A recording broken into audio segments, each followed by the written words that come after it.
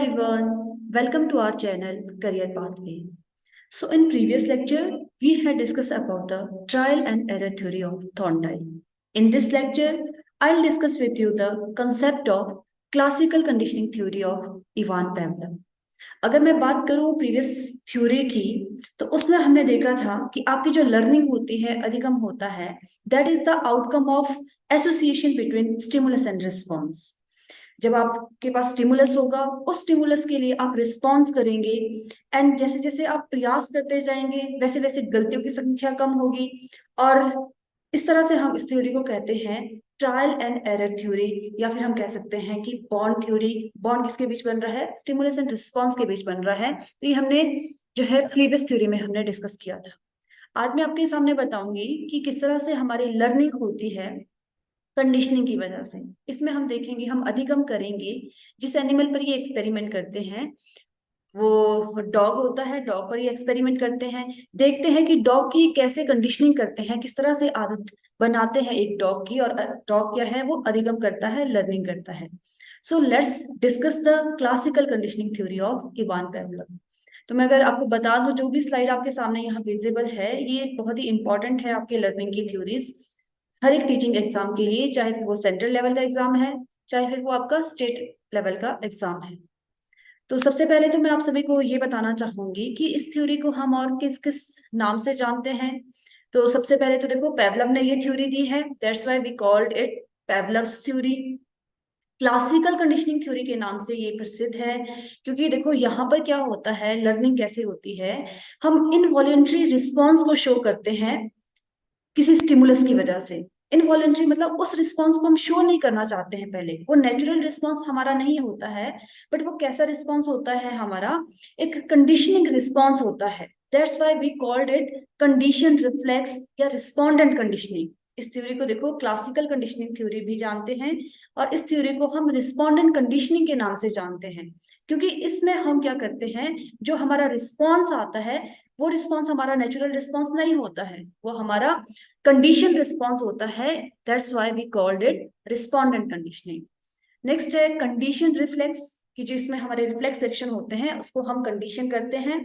पेवोलियन conditioning के नाम से ये थ्योरी प्रसिद्ध है क्योंकि पेवलव ने दी है भाई, तभी इस थ्योरी को हम पेवोलियन कंडीशनिंग के नाम से जानते हैं। पेवलव आदत डालते हैं, डॉग पर एक्सपेरिमेंट करते हैं, तो डॉग की ये कंडीशनिंग करते हैं, इसलिए इस थ्योरी को हम पेवोलियन कंडीशनिंग के नाम से जानते हैं। तो इसमें ये याद रखना होता है जितनी भी आपकी लर्निंग थ्योरी है किसने ये थ्योरी दी है, और साथ ही साथ जिस साइकोलॉजिस्ट ने ये थ्योरी दी है उनका एक्सपेरिमेंट किस एनिमल पर होता है। जैसे प्रीवियस थ्योरी में हमने किया था ट्रायल एंड एरर थ्योरी, जो कि आपके थॉर्नडाइक की थ्योरी थी। थॉर्नडाइक ने जो जिस भी एनिमल पर एक्सपेरिमेंट किया था वो एक कैट थी, कैट को वो केज में बंद करते थे तो वहां वैसे लर्निंग होती थी।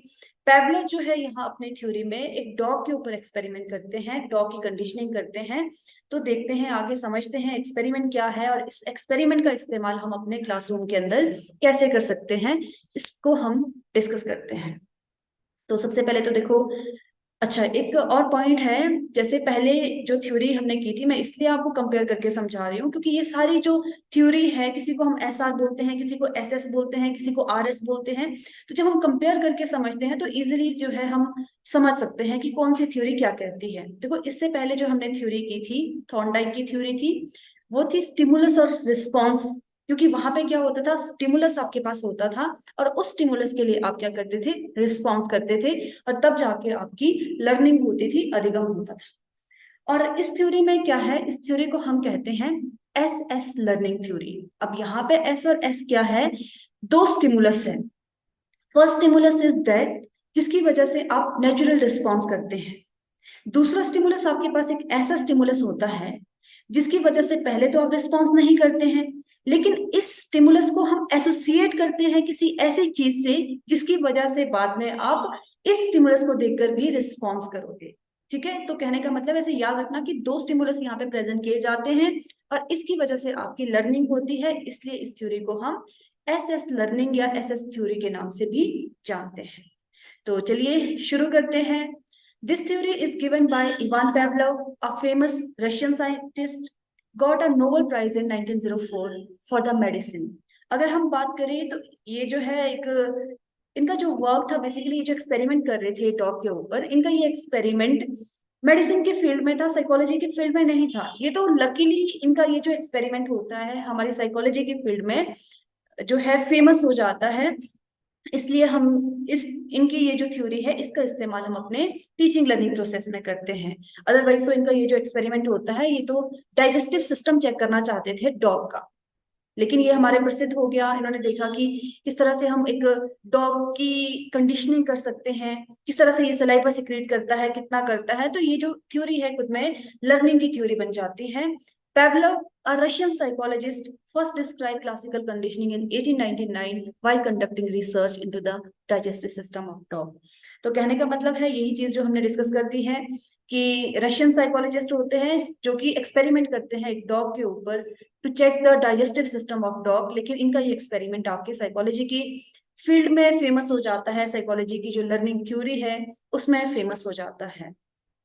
ठीक है, तो ये देखो ये इनका एक एक्सपेरिमेंट होता है, सेटअप होता है, डॉग को रखा जाता है, इस तरह से रखा जाता है कि एक स्क्रीन लगी है, ये इसकी हर एक एक्टिविटी को यहाँ पे जो है ऑब्जर्व किया जाता है कि कितना सलाइवा ये सिक्रीट करेगा, कितनी कैसे इसकी जो है कंडीशनिंग करवाएंगे। तो इस तरह से एक सेटअप होता है।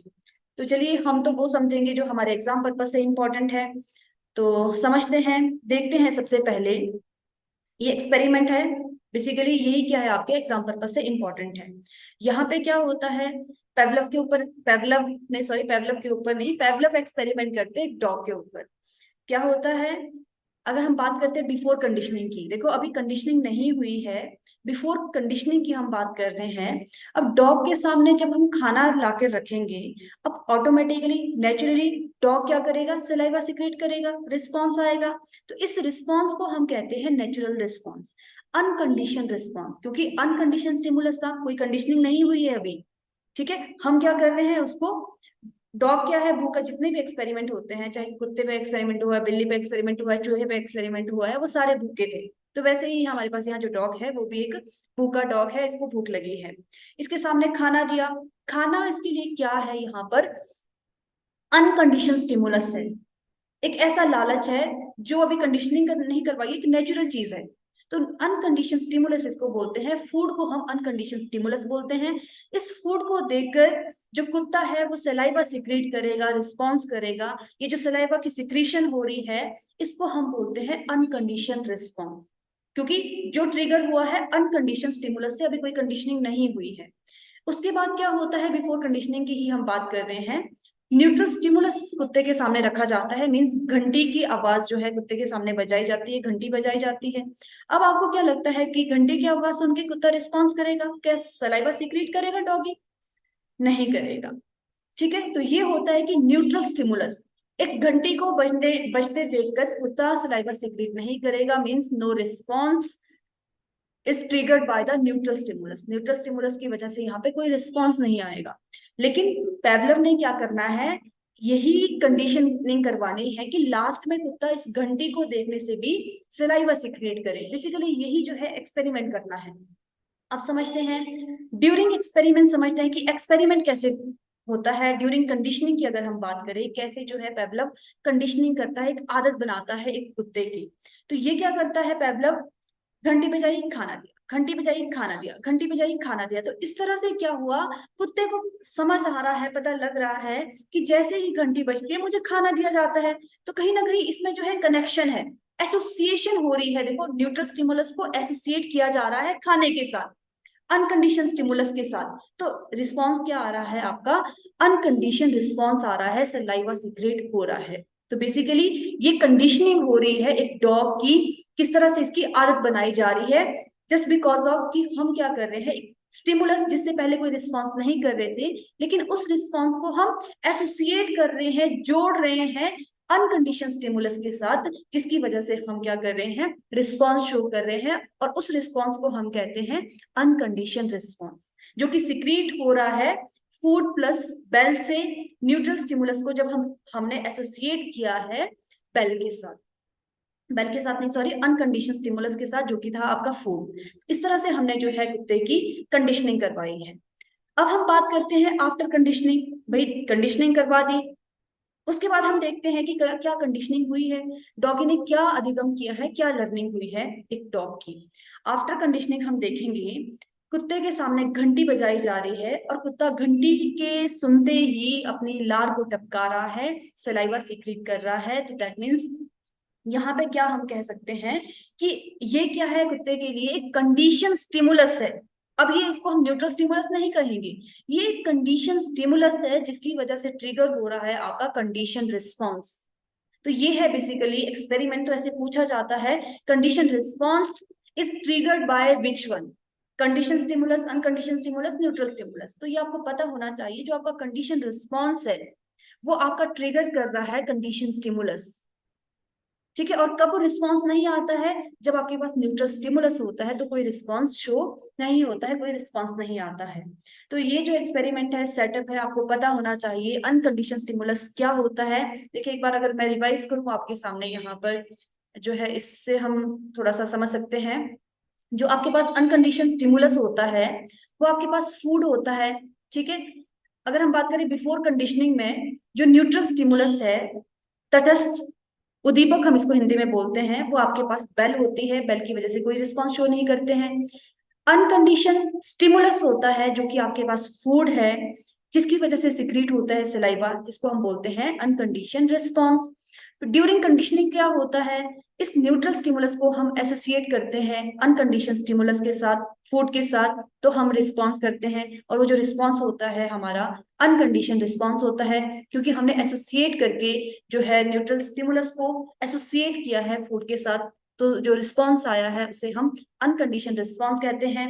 अब आफ्टर कंडीशनिंग की अगर हम बात करते हैं तो ये आपका कंडीशन स्टिमुलस होता है जो कि कंडीशन रिस्पॉन्स को ट्रिगर करता है। कंडीशन स्टिमुलस की वजह से आपका कंडीशन रिस्पॉन्स आता है। ये जो स्लाइड है खुद में काफी इंपॉर्टेंट है एग्जाम पर्पज से। ठीक है, तो अब हम देखते हैं, बाकी देखो एक्सपेरिमेंट हो चुका है, यही चीज है जो हमें एक्सप्लेन करनी थी, जो हमारे एग्जाम पर्पज से इंपॉर्टेंट थी।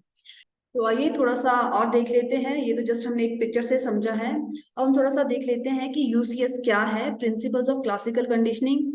अनकंडीशन स्टिमुलस क्या है, the UCS is the one that automatically trigger a response, जिसकी वजह से हम नेचुरली रिस्पॉन्स करते हैं, वो आपका अनकंडीशन स्टिमुलस होता है। Next is unconditioned response. The unconditioned response is the unintentional reaction that occurs when a person is triggered by the unconditioned stimulus। एक ऐसा रिस्पॉन्स होता है जिसकी वजह से, मतलब जो नेचुरली ट्रिगर होता है अनकंडीशन स्टिमुलस से। तो देखिए अगर चाहे मीडियम हिंदी है, इंग्लिश है, तो एग्जाम में यूसीएस लिख के आएगा, यूसीआर लिख के आएगा, तो you have to aware about the term UCR क्या है, यूसीएस क्या है। तो यूसीआर आपका सलाइवा है, यूसीएस आपका फूड है। फिर देखते हैं कंडीशन स्टिमुलस क्या है, सीएस क्या है। The conditioned stimulus is the neutral signal that after being paired with the unconditioned stimulus trigger the unconditioned response. ये कंडीशन स्टिमुलस आपके पास एक ऐसा स्टिमुलस है जिसको हम एसोसिएट करते हैं न्यूट्रल स्टिमुलस से, जो कि आपका तटस्थ उद्दीपक होता है, बेल होती है, उसको एसोसिएट किया जाता है अनकंडीशन स्टिमुलस से, जिसकी वजह से रिस्पॉन्स आता है, और वो कैसा रिस्पॉन्स होता है, अनकंडीशन रिस्पॉन्स होता है। लास्ट है conditioned response, and this response is triggered by the conditioned stimulus. ठीक है, ये भी वही है क्लासिकल कंडीशनिंग, आप पिक्टोरिकली बहुत अच्छे से समझ सकते हैं बिफोर कंडीशनिंग क्या होता है, आफ्टर कंडीशनिंग क्या होता है। तो ये चीजें जो है एग्जाम पर्पज से इंपॉर्टेंट है। ठीक है, तो ये भी वही चीज एक्सप्लेन की है, आप देख सकते हो बिफोर कंडीशनिंग क्या होता है, यूसीएस इक्वल हो जाता है यूसीआर के। टाइम ऑफ कंडीशनिंग जो न्यूट्रल स्टिमुलस होता है, बेल होती है, उसको एसोसिएट किया जाता है फूड के साथ, और आपका सेलिब्रेशन सिक्रेट होता है, सलाइवा सिक्रेट होता है, जो कि आपका अनकंडीशन रिस्पॉन्स होता है। आफ्टर कंडीशनिंग में जो सीएस होता है वो इक्वल हो जाता है आपके कंडीशन रिस्पॉन्स के साथ, बेल इक्वल, बेल जो है आपका वो बराबर हो जाता है लार के, बेल इक्वल टू सलाइवा। तो ये है आपके कॉन्सेप्ट आपके कंडीशनिंग का, कि किस तरह से हम जो है कंडीशनिंग करते हैं। As a result, the dog was responding not only on the basis of biological need, that is hunger, but also as a result of learning called classical conditioning। कि इसमें हमने देखा कि जो डॉग रिस्पॉन्स कर रहा है, अनुक्रिया कर रहा है, वो सिर्फ अपनी हंगर की वजह से, भूख की वजह से रिस्पॉन्स नहीं कर रहा है, उसके जो रिफ्लेक्स एक्शन है, लाइक आपका सलाइवा सिक्रीट हो रहा था, उसको हमने कंडीशन किया है।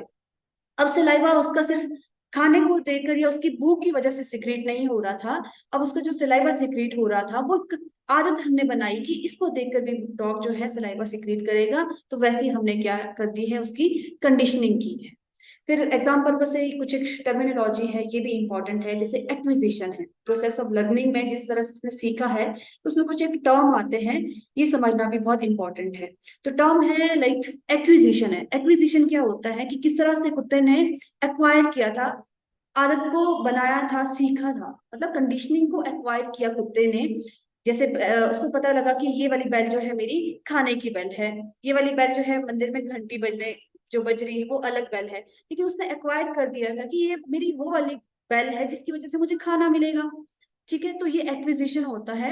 जनरलाइजेशन होता है दूसरे टर्म, जनरलाइजेशन में होता है no differentiation, no risk, all bell response. मतलब अगर डॉगी समझ नहीं पाता कि ये मेरे खाने की बेल है, ये मंदिर में घंटी की बज रही बेल है, स्कूल में बज रही बेल है, तो उसकी लर्निंग नहीं होती। वो क्या कर रहा है, जनरलाइजेशन में होता है कि सारी बेल उसके लिए क्या है, एक जैसी है।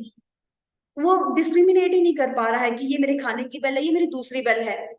तो ये होता है जनरलाइजेशन, जब हम सामान्यकरण कर देते हैं, हर एक सिचुएशन पे हम सेम ही रिएक्ट करते हैं।